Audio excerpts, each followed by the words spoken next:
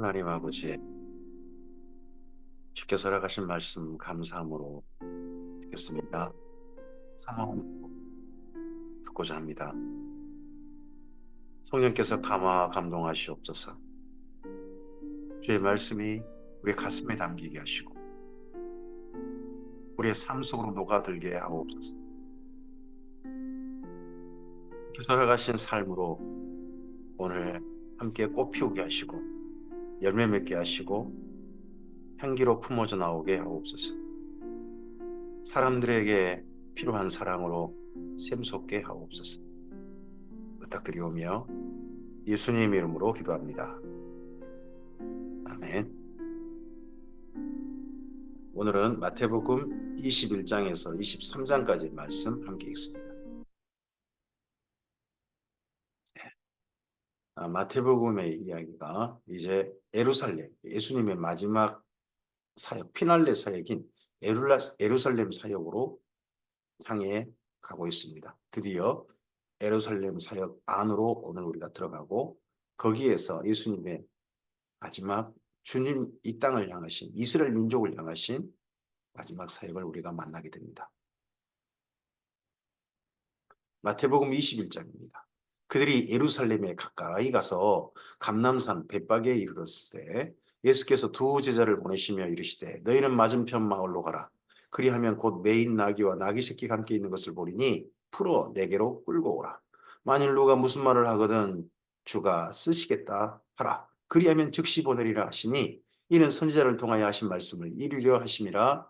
일렀으되 시온 딸에게 이르기를 내 왕이 내게 임하나니 그가 겸손하여 낙이 곧 멍에 매는 짐승의 새끼를 타도다 하라 하였느니라. 제자들이 가서 예수께서 명하신 대로 하여 나귀와 나귀 새끼를 끌고 와서 자기들의 겉옷을 그 위에 얹음에 예수께서 그 위에 타시니 무리의 대다수는 그들의 겉옷을 길에 펴고 다른 이는 나뭇가지를 베어 길에 폈습니다. 이 나귀와 나귀 새끼, 벳박이라는 마을에 있던 나귀에 대해서 주께서 쓰시겠다라고 하셨습니까? 주라는 표현이 예수님께서 직접 하셨다면 아마 주인이라는 뜻이 될 겁니다. 주인이 쓰겠다. 그렇다면 예수님 일행이 이전부터 여기 벳백이라는 마을에 나귀와 나귀 새끼 한 마리를 맡겨둔 건 아니겠는가. 다른 용도로 사용하되 내가 필요한 용도가 있으면 그때는 쓸 수 있게 길러달라, 뭐 아니면 맡아달라 이래 했는지 모르겠습니다.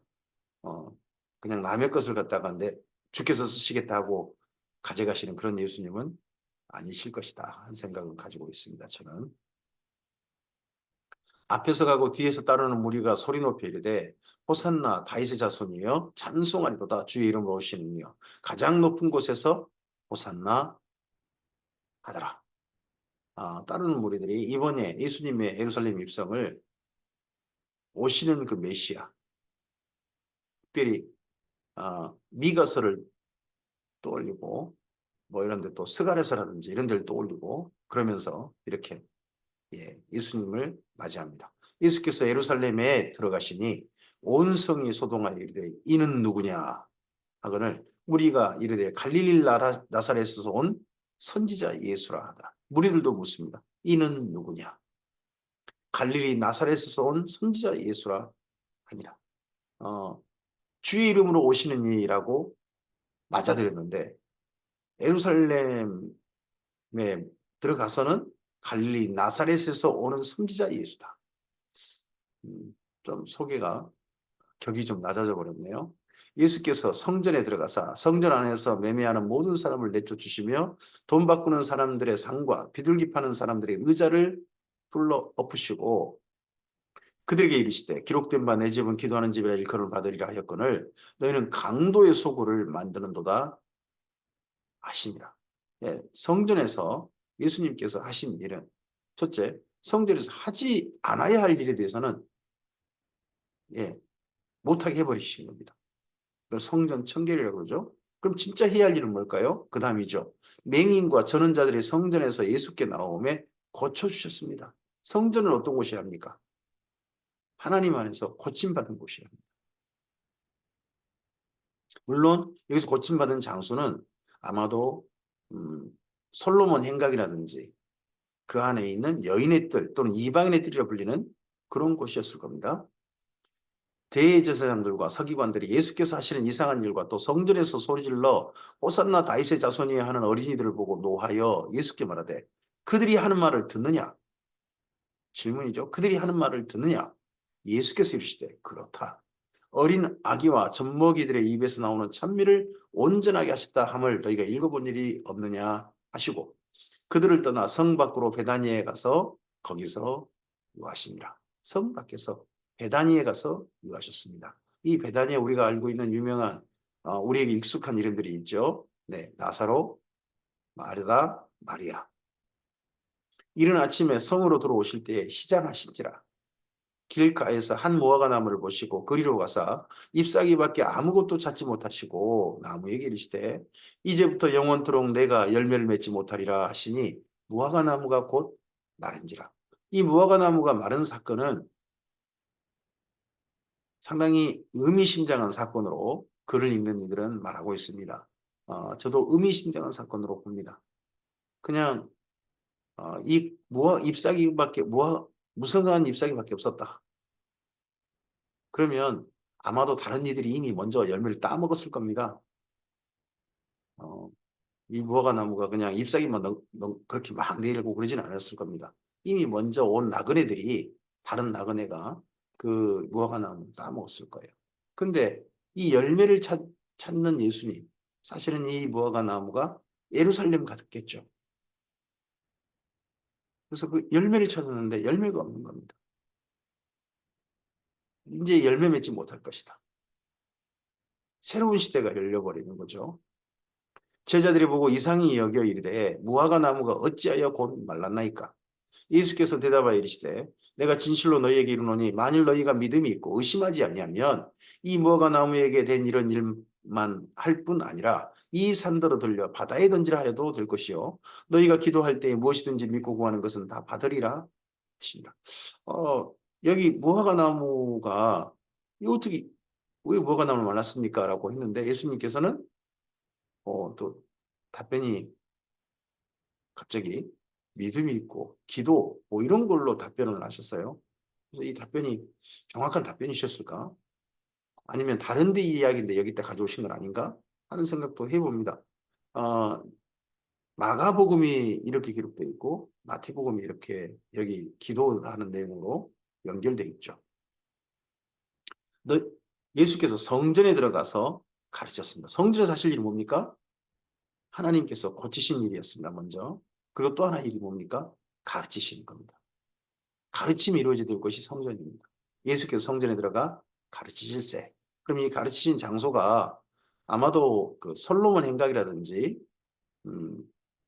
좀 더 들어갔다면 여인의 뜰이라든지 이런 데였을 것입니다.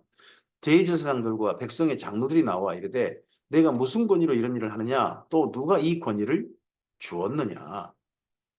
예수께서 대답하시되 나도 한 말로 너희에게 물으니 너희가 대답하면 나도 무슨 권위로 이런 일을 하는지 이르리라. 자, 여기 예수님더러 성전에 가시는 예수님더러 내가 무슨 권위로 이런 일을 하느냐 하는 이 질문이 상당히 긴 답변으로 가십니다. 첫 번째 24절에 예수께서 대답하시되 이 말씀이 기억하시면 앞서서 무슨 권위로 이런 일을 하시느냐 하는 것에 대한 거죠. 그러면서 요한의 세례를 가지고 역질문하시죠. 요한의 세례가 어디로부터 왔느냐 하늘로부터냐 사람으로부터냐 그들이 서로 의논하여 이르되 만일 하늘로부터라 하면 어찌하여 그를 믿지 아니느냐 할 것이요 만일 사람으로부터라 하면 모든 사람이 요한을 선지자로 여기니 백성이 무섭다.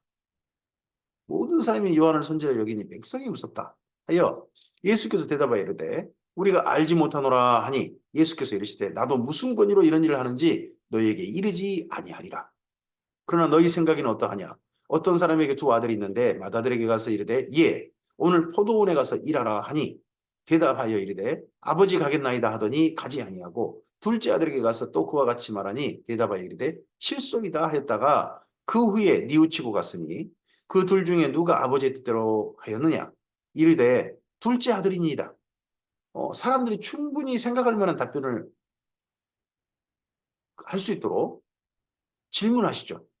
예수님 질문은 거기 정반대 질문한 예수님에 대해서 지금 공격하려고 온 사람들도 충분히 할 수 있는 답변입니다. 근데 그 답변하면 그 다음 예수님 이야기가 있죠. 둘째 아들이니이다 하니까 예수께서 그들에게 이르시되 내가 진실로 너희에게 이르노니 세리와 창녀들이 너희보다 먼저 하나님 나라에 들어가리라. 이 땅에 사는 동안 실속이다 안 가겠습니다 했던 사람이 누구였냐 그러면 세리와 창녀들이라는 거예요. 근데 가겠습니다 해놓고는 사실은 안 가버린 사람들이 누구란 이야기입니까? 여기 바리새인과 사두개인이라는 거죠. 하나님 말씀대로 하겠습니다 이러고 실제로는 안 하고 있는 사람들. 그러나 세리와 창녀들, 유대인들은 이들은 구원 못 받는다 생각을 가지고 있거든요. 유대인을 할지라도. 근데 이들이 너희보다 먼저 들어갈 것이다. 요한이 의의 도로 너희에게 왔거늘 너희는 그를 믿지 아니하였을 때 세리와 창녀는 믿었으며 너희는 이것을 보고도 끝내 뉘우쳐 믿지 아니하였다. 세리와 창녀까지도 믿었는데 그들은 끝내 요한의 도를 받아들이지 않았다. 다른 한 비유를 들어라. 무엇에 대한 비유입니까? 예수님께서 무슨 권위로 이런 일을 하느냐 하는 바리새인과 사두개인들을 향한 비유입니다. 그들, 질문했던 그들을 향한 비유. 한 집 주인이 이 포도원을 만들어 산 울타리로 두르고 거기 집다는 틀을 만들고 망대를 짓고 농부들에게 세를 주고 타국에 갔더니 열매 거둘 때가 가까움에 그 열매를 받으려고 자기 종들을 농부들에게 보내니 농부들이 종들을 잡아 하나는 심히 때리고 하나는 죽이고 하나는 돌로 쳤거늘. 아니 주인이 보낸 농부들은 그럼 임대한 거잖아요. 그냥 소작농인 거잖아요. 근데 주인이 종을 보냈는데 주인한테 마땅한 세를 안 주는 거죠. 도리어 때리고 죽이고 돌로 쳤다는 거예요. 다시 다른 종들을 처음보다 많이 보내니 그들에게도 그렇게 했는지라 후에 자기 아들을 보내며 이르되 이들이 내 아들은 존대하리라 하였더니 농부들이 그 아들을 보고 서로 말하되 이는 상속자니 자 죽이고 그의 유산을 차지하자 하고 이에 잡아 포도원 밖으로 내쫓아 죽였느냐. 이런 비슷한 일이 실제 이스라엘 땅에 있었는지 모르겠어요. 근데 그 당시에 어떤 밭의 주인, 과수원의 주인 이런 사람들은요. 대부분 사두개인과 바리새인들이에요. 소작농들은 일반 이스라엘 민족일 경우가 높겠죠. 근데 그 임대료를 제대로 안 주는 그런 사람도 있었나 보죠. 근데 그런 경우를 비슷하게 예를 든 거죠. 그러면 포도원 주인이 올 때 그 농부들을 어떻게 하겠느냐 하고 예수님께서 바리새인과 사두개인들에게 질문합니다. 그럼 포도원 주인의 입장에서 물어보는 거죠. 아, 이들은 격분하면서 말하겠죠. 그들이 말하되 그 악한 자들을 진멸하고 포도원은 제때에 열매를 바칠 만한 다른 농부에게 새로 줄지니라. 이런 일을 그들은 흔히 했겠죠. 이 바리새인과 사두개인들은 예수께서 이르시되 너희가 성경에 건축자들이 버린 돌이 모퉁이의 머릿돌이 되었나니 이는 주로 말미암아 된 것이요 우리 눈에 기이하도다 함을 읽어본 일이 없느냐. 그러므로 내가 너희에게 이르노니 하나님의 나라를 너희는 빼앗기고 그 나라에 열매 맺는 백성이 받으리라. 바리새인과 사두개인들에게는 더 이상 하나님 나라의 일들을 그 나라에 실천하는 모든 일들을 맡기지 않으실 겁니다. 열매 맺는 백성들이 이 하나님의 나라를 받아서 이 땅에서 실천하고 오늘을 살겠죠. 오늘 우리가 이러한 주님의 예수님에서 열매 맺는 자로서 하나님의 말씀을 따라 사는 아버지께서 보내신 포도원에 들어가서 일하는 주님의 사람들이 되어야 되겠죠. 이 돌 위에 떨어지는 자는 깨지겠고 이 돌이 사람 위에 떨어지면 그를 가루로 만들어 드리라 하시니 대제사장들과 바리새인들이 예수의 비유를 듣고 자기들을 가리켜 말씀하신 줄 알고 이들 머리 나쁜 분들 아니에요. 이들 머리 좋은 분들이죠. 그러니까 대제사장과 바리새인들 됐죠. 공부 많이 한 사람들이고요. 그렇습니다. 근데 자기 이익을 따라하는 거죠. 우리나라에서도 진짜 도둑들은 어떤 사람들입니까? 실제로 공부 많이 하고 그런 사람들이 진짜 도둑 아닙니까?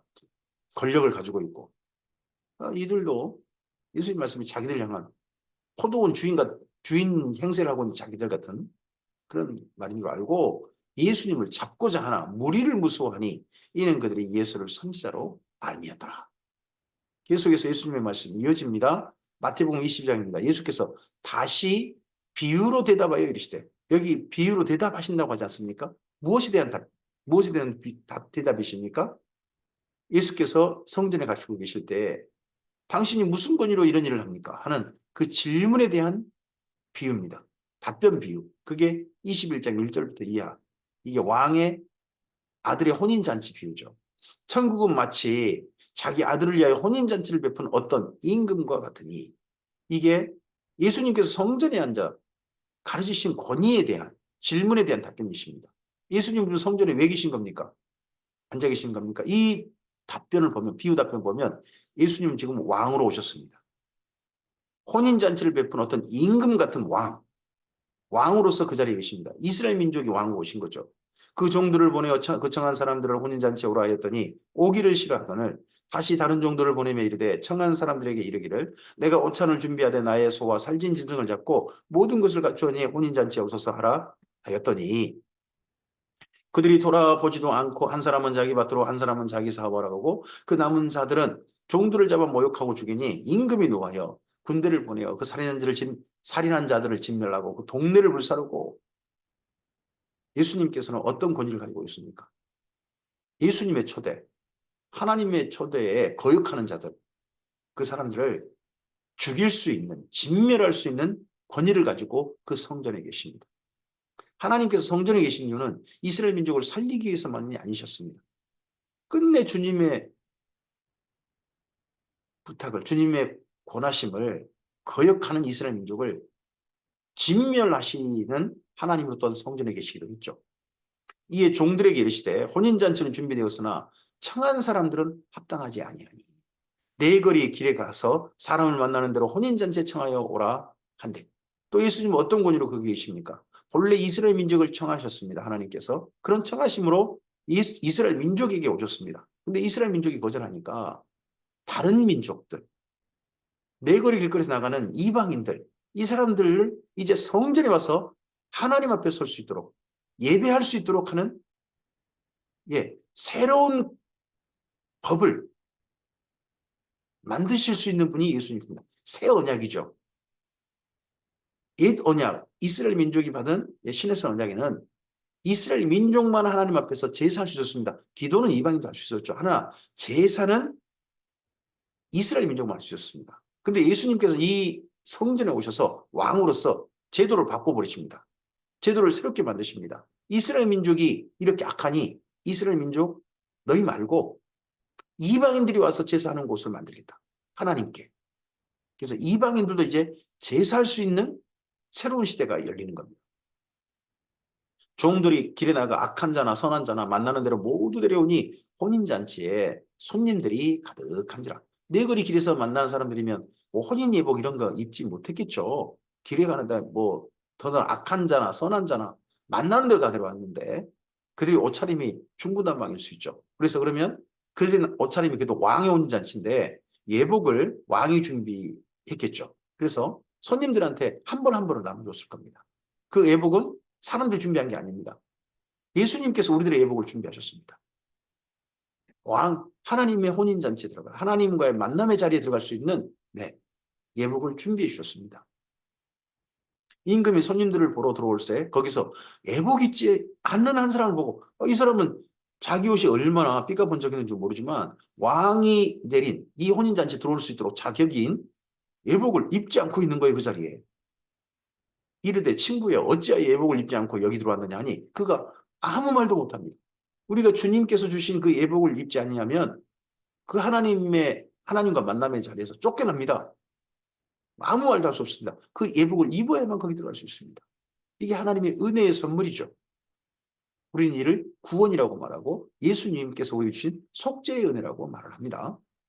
하나님이 임금들에게 말하되 사환들에게 말하되 임금이 사환들에게 말하되 그 손발을 묶어 바깥 어두운 데 내던지라 거기서 슬피 울며 이를 갈게 되리라 하니라.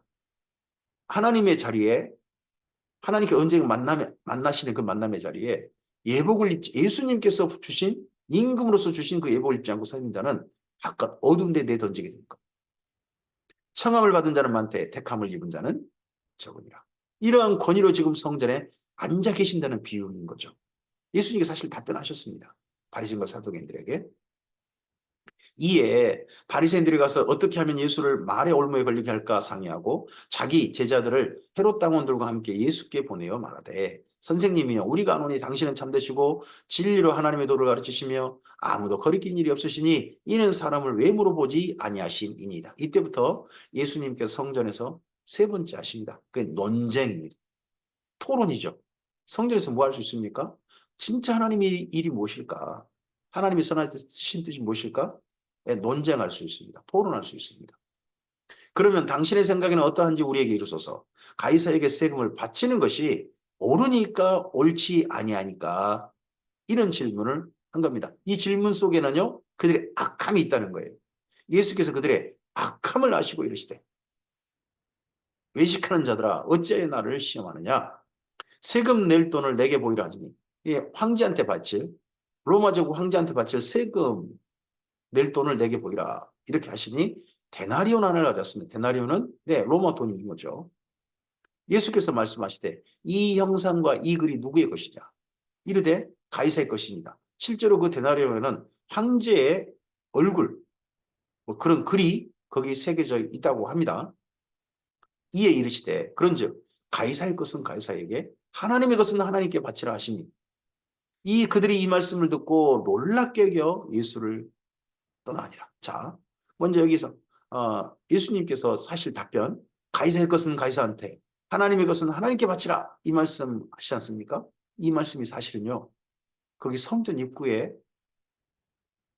사두개인들이 써놓은 말이라고 합니다. 위에 딱 쳐다보면 가이사의 것은 가이사에게 하나님의 것은 하나님께 그러면서 판전하는 거죠. 로마 제국 곳곳에 흩어져서 살고 있는 유대인들이 절기를 맞아서 예루살렘에서 성전에서 하나님 앞에 제사를 바치려고 할 때 먼저 뭐 해라? 하나님께 바칠 것은 세겔이라든지 이런 돈만 받으신다. 환전하게 하는 거죠. 그래서 환전세를 받아먹어요. 이 사두개인들이. 근데 이걸 바리새인들도 허용해요. 그래 맞아 하고 허용을 해요. 근데 그 표현을 그대로 예수님께서 인용하셔가지고 그들에게 역공하셔버린 거죠. 요즘 뭐 우리나라도 자기가 한 발언 때문에 역공 당하는 분들 제법 있죠. 대표적인 역공이 이런 게 있잖아요. 예. 범죄 환자가 특검 안 받으려고 한다고. 뭐 그런 말 있지 않습니까? 부활이 없다 하는 바리새인들이 그날 예수께 와서 물어 이르되 이번은 두 번째 사두개인들입니다. 부활이 없다는 사두개인들이 와서 예수께 물어. 앞서서는 바리새인들이 질문했고 이번에는 사두개인들이 예수님께 다가와서 또 질문하고 공격하는 겁니다. 선생님이여 모세가 일렀을 때 만일 사람이 만일 자식이 없이 죽으면 그 동생이 그 아내에게 장가들어 형을 위하여 상속자를 세울지니라 하였나이다. 우리 중에 7형제가 있는데 마지가 장가들었다가 죽어 상속자가 없으므로 그 아내를 그 동생에게 물려주고 그 둘째와 셋째로 7째까지 그렇게 하다가 최후에 그 여자도 죽었나이다. 그런즉 그들이 다 그를 취하였으니 부활 때에 7 중에 누구의 아내가 되리까? 이거 사실 현실적인 문제죠. 바리새인들은 이 질문에 대한 답변을 제대로 못하는 것 같습니다. 그러니까 사두개인들이 진짜 답변하기 곤란한 이런 내용을 가지고 나와서 부활이 있다고 하는 사람에게 정반대로 공격하는 그런 재료를 삼았겠죠. 예수께서 대답하여 이르시되 너희가 성경도 하나님의 능력도 알지 못하는 거로 오해하였도다. 오해. 지금 뭔가 오해한 거란 겁니다. 부활 이후에 이 사람은 누구의 아내가 되는가 이런 건 이 질문 자체가 오해라는 거죠. 부활 때에는 장가도 아니가고 시집도 아니가고 하늘에 있는 천사들과 같으니라. 그럼 천사들은 시집가고 장가한 일이 없다는 얘기하겠죠. 죽은 자의 부활을 논할진대 하나님이 너희에게 말씀하신 바 나는 아브라함의 하나님이요 이삭의 하나님이요 야곱의 하나님이로라 하신 것을 읽어보지 못하였느냐. 하나님은 죽은 자의 하나님이 아니요 살아있는 자의 하나님이시니라 하시니 우리가 듣고 그의 가르치심에 놀라더라. 이 답변이 명답이었다는 거죠. 예수께서 사두개인들로 대답할 수 없게 하셨다 함을 바리새인들이 듣고 모였는데 그 중에 한 율법사가 예수를 시험하여 묻되 선생님 율법 중에서 어느 계명이 크니까? 이게 진짜 토론할 주제. 우리가 하나님 안에서 모였을 때 가장 소중한 질문과 토론 그런 가운데서 율법 중에서 어느 계명이 크니까?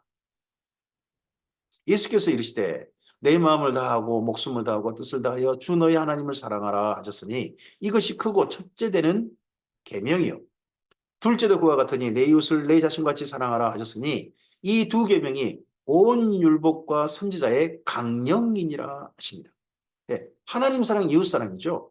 이것이 온 율법과 선지자의 강령이다. 구약 성경 전체 말씀이 강령이라는 거죠. 강령이라는 말은 우리가 무엇이라고 생각하시면 되겠습니다. 옛날 그 집에 나무에다가 집에 그 문지방 같은 또는 그 기둥 같은 나무에다가 못을 하나 박아놓으면요. 그 못에 수많은 뭐 마늘도 거기에 매여 있고 또 거기에 또 옥수수도 말라서 매여 있고 양파도 매여 있고 그랬잖아요. 모든 걸 그 매일 수 있는 그런 목 같은 거 그게 강령입니다. 구약 성경 모든 말씀이 이 두 말씀에 매여 있다는 거죠.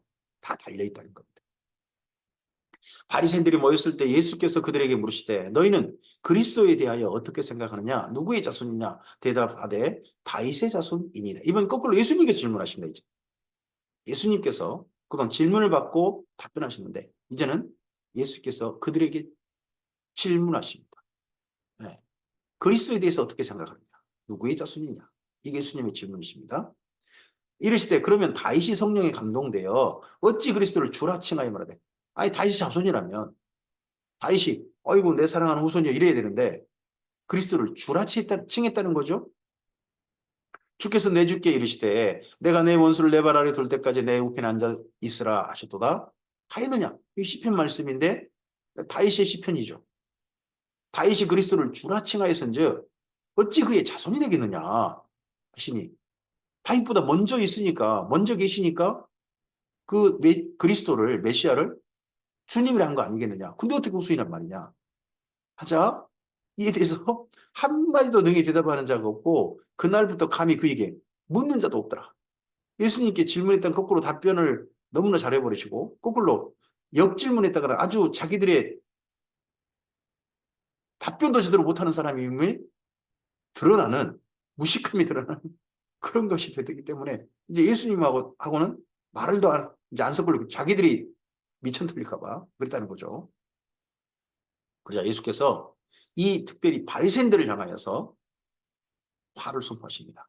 이에 예수께서 마태복음 23장입니다. 이에 예수께서 무리와 제자들에게 말씀하시되 서기관들과 바리새인들이 모세의 자리에 앉았으니 그러므로 무엇이든지 그들의 말하는 바는 행하고 지키되 그들이 모세의 자리에서 구약 성경 말씀을 가지고 어떤 실천 사항을 말하면 행하고 지키라는 겁니다. 그들이 말하는 바는 행하고 지키되 그들이 하는 행위는 본받지 말라. 행위는 본받지 말라. 그들은 말만 하고 행하지 아니하며 못 또 무거운 짐을 묶어 사람의 어깨에 지우되 자기는 그것을 한 손가락으로도 움직이려 하지 아니하며 그들의 모든 행위를 사람에게 보이고자 하나니 곧 그 경문띠를 넓게 하며 옷수를 길게 하고 잔치의 윗자리와 회당의 높은 자리와 시장에서 문안받는 것과 사람에게 납비라 칭을 받는 것을 좋아하느니라. 표시가 난다는 거죠. 바리새인들 그러면요. 사람들 속에 딱 눈에 띈답니다. 왜요? 옷차림이 특별하다는 거죠. 그리고 바리새인 어디 계세요? 그러면 저 윗자리 앉은 윗자리 보세요 하면 거기 있고 또 다 문안 받고 늘 이런 거라는 거죠. 또 그리고 제일 듣기 좋아하는 소리가 랍비 선생님 또 실제로 이 소리가 아버지 비슷한 그런 말이기도 합니다. 그러나 너희는 랍비라 취급을 받지 말라. 너희 선생은 하나여 다 너희는 형제니라. 땅에 있는 자를 아버지라 하지 말라. 너희 아버지는 한 분이니 곧 하늘에 계신 이시니라. 예, 이 랍비란 말에 이중적인 의미가 있으니까. 선생님도 있고 아버지 같은 그런 의미도 있으니까. 그래서 목회자를 보고 영적 아버지 하는 것은 예수님이 하지 말라고 하신 것을 거꾸로 기어이 실천하는 참 이상한 사람과 똑같은 거죠. 또 지도자라 칭함을 받지 말라. 너희 지도자는 한 분이시니 곧 그리스도시니라. 너희 중에 큰 자는 너희를 섬기는 자가 되어야 하랴. 예수님이 한결같은 지론이십니다. 목회자는 성도들을 섬기기 위해서 존재하는 사람입니다. 섬기는 자인 것이지 섬김 받을 자는 아니냐고 저는 생각합니다. 또 교회 직분자들도요. 님자 받기 위해서 있는 게 아닙니다. 교회를 섬기기 위해서 성도들을 섬기기 위해서 그 직임을 받은 겁니다. 이게 예수님의 지론이시고 우리가 받아야 될 특별히 가슴에 담아야 될 자세인 거죠. 누구든지 자기를 높이는 자는 낮아지고 누구든지 자기를 낮추는 자는 높아지리라. 와 있을진저 외식하는 서기관들과 바리새인들이여, 너희는 천국 문을 사람들 앞에서 닫고 너희도 들어가지 않고 들어가려 하는 자도 들어가지 못하게 합니다. 제가 목회자로서 정말 이런 사람들과 정말 겁납니다. 어떻게 보면 천국으로 안내하는 일을 하는 사람이, 초대하는 일을 하는 사람이 목회자 아니겠습니까? 근데 목회자 때문에, 목회자가 천국문을 열심히 인도한다고 해서 사실 지옥으로 인도하고 있고, 그리고 천국으로 가려고 교회 초대받은 사람들을 지옥으로 이끌고 있다면 이것만큼 끔찍한 일이 어디 있겠습니까? 바리새인들은 그렇다는 거예요. 화 있을진저 외식하는 서기관들과 바리새인들이요. 이 서기관들과 바리새인들을 향해서 계속 앞에 붙어있는 말이 있습니다. 외식, 행위죠, 행위. 그들이 가르친 말이 문제가 아니라 그들의 행위. 행위가 외식입니다. 외식이 뭡니까? 이중가면 쓰는 사람. 겉다르고 속다른 사람입니다. 실제 삶이. 너희는 교인 한 사람을 얻기 위하여 바다와 육지를 돌아다니다가 생기면 너희보다 배나 더 지옥 자식이 되게 하는 거다. 그럼 예수님이 말씀에 근거한다면요, 서기관들과 바리새인들은 지옥 가는 거예요. 근데 그의 제자가 생기면요, 자기보다 더 확실하게 지옥 가게 만든다. 화 있을진저 눈먼 인도자여, 너희가 말하되 누구든지 성전으로 맹세하면 아무 일 없거니와 성전의 금으로 맹세하면 지킬지라 하는도다. 어리석은 맹인들이여, 어느 것이 크냐? 그 금이냐 그 금을 거룩하게 하는 성전이냐? 또 너희가 이르되 누구든지 제단으로 맹세하면 아무 일 없거니와 그 위에는 예물로 맹세하면 지킬지라 하는도다. 맹인들이여, 어느 것이 크냐? 그 예물이냐 그 예물을 거룩하게 하는 제단이냐? 이게 뭐가 문제입니까? 눈먼 해석인 거예요. 성경 말씀을 자기들의 편리한 대로 자기들의 생각을 가미해가지고 엉터리 해석을 한 것이 인도자인데, 이게 눈먼 가르침이라는 거죠. 볼 걸 제대로 보지 못한. 그러므로 제단으로 맹세하는 자는 그 제단과 그 위에 있는 모든 것으로 맹세하며, 또 성전으로 맹세하는 자는 성전과 그 안에 계신 이로 맹세하며, 또 하늘로 맹세하는 자는 하나님의 보좌와 그 위에 앉은 이로 맹세함이니라. 목회자의 가르침이, 저는 말씀을 가르치는 자로서 보아야 할 걸 보게, 볼 수 있도록, 들어야 할 걸 들을 수 있도록, 깨달아야 할 걸 깨달을 수 있도록 돕는 그런 인도자였으면 좋겠습니다. 저의 모든 설교와 강좌와 이 모든 것들이 그러한 주님의 도구로 쓰임받았으면 좋겠습니다. 눈먼, 진짜 보아야 할 걸 보지 못하고 진짜 들을 걸 듣지 못하고 깨닫지 못해서 전하는 그런 어리석은 가르침은 아니기를 소원합니다. 화 있을진저 외식하는 서기관들과 바리새인들이여, 너희가 박하와 해양과 근처의 11조입니다. 이건요, 아주 작은 것이 11조입니다. 이거 박하, 해양, 근처, 이게 뭐 쉽게 말하면 뭐 약초 한 더미에서 거기에 10분의 1도 정확히 떼고요. 또 그리고 나물거리, 그거 한 줌 잡으면 거기서 또 정확히 11조 뗀다는 겁니다. 그건 두려워요. 그런데 율법에 더 중한 바 정의와 긍휼과 믿음은 버렸도다. 그러나 진짜 11조 속에 담겨야 될 게 뭡니까? 올바르게 수입을 얻은 겁니다. 정의. 긍휼이 뭡니까? 11조는요, 내가 마땅히 쓸 수 있는 건데 실제 수입이 없는 사람들을 위해서 10분의 1을 내놓는 겁니다. 하나님께 예물로. 11조는 그래서 하나님께 바친 예물로서, 예, 수입이 없는 레이지파와 객가 고아와 과부를 위해서 쓰입니다. 그게 11조거든요. 그런 긍휼과, 그리고 그렇게 바치면 자기 삶을 하나님께 책임지실 것이라는 믿음, 이 모든 것이 11조 속에 담기는 겁니다. 그러나 이것도 행하고 저것도 버리지 말아야지. 작은 것까지 그렇게 다 드리는 거 좋다. 그거 해라. 그 대신에 진짜 들어야 될 것, 속에 담겨야 될 것, 정의, 긍휼, 믿음 담아서 11조 드려라. 이게 예수님의 본입니다. 이렇지 않고 있다는 거죠, 지금 바리새인들이. 맹인된 인도자여, 하루살이는 걸러내고 낙타는 삼키는 도다. 이게 여기 연결된 이야기로 보이죠? 그러면요, 작은 것에 11조는 다 들리고 다 드리고요, 낙타는 삼킵니다. 큰 거 11조는 또 꿀꺽하는 거죠. 안 바치는 거죠. 온갖 수단 방법 만들어가지고. 가령 부모님께 예물로, 부모님께 공경하는 예물로 어떻게 보면 쓸 돈을 하나님께 바치는 거르반 예물이다 해가지고 바꾸고 서고 난다면은 그 일부 4분의 1인가 그쪽 좀 벌과금 내고 나머지는 자기 꿀꺽 하는 거죠. 이런 식의 편법들을 돈 버는 편법들을 쓴다는 거죠. 화 있을진저 외식하는 서기관들과 바리새인들이여 잔과 대접에 같은 깨끗이 하되 그 안에 탐욕과 방탕으로 가득하게 하는도다. 탐욕, 욕심이 가득하고 방탕 그런 것들로 가득합니다. 눈먼 바리새인이여 너희가 먼저 안을 깨끗이 하라. 그러면 그것도 깨끗하리라. 화 있을진저 외식하는 서기관들과 바리새인들이여 회칠한 무덤 같으니 겉으로는 아름답게 보이나 그 안에는 죽은 사람의 뼈와 모든 더러운 것이 가득하도다. 이스라엘 땅에 가면요 무덤이 우리처럼 봉분이 있는 게 아닙니다. 봉분이 있는 게 아니고 무덤은 상당히 많은 무덤이 그냥 평토장한 반듯한 위에 봉분이 있지 않아요? 그런 곳이. 다만 거기가 무덤이니까 거기다가 회칠을 해놓는다고 합니다. 회칠을 해놓으면 그게 안 밟는 거죠. 밟지 않는 거죠. 겉으로는 상당히 많은 사람들을 향한 배려죠. 시체를 밟지 않도록 하는 배려니까. 근데 그 안에는 그 밑에는 뭐가 담겨 있습니까? 죽은 사람의 뼈 그리고 시체를 먹으려고 하는 어떤 것들이 그 속에 있겠죠. 이와 같이 너희도 겉으로는 사람에게 옳게 보이되 안으로는 외식과 불법이 가득하다. 언젠가 주 앞에 섰을 때 저는 이런 목회자로 지적받지 않았으면 좋겠습니다. 제 안에 담긴 것도 하나 예수님께서 말씀하시기를 네 안도 볼만하다. 괜찮다. 하셨으면 좋겠습니다. 화 있을진저 외식하는 서기관들과 바리새인들이여 너희는 선지자들의 무덤을 만들고 의인들의 비석을 꾸미며 이르되 만일 우리가 조상 때에 있었더라면 우리는 그들의 선지자들의 피를 흘리는데 참여하지 아니하였으리라 하니 그러면 너희가 선지자를 죽인 자의 자손임을 스스로 증명하리로다. 너희가 너희 조상의 분량을 채우라.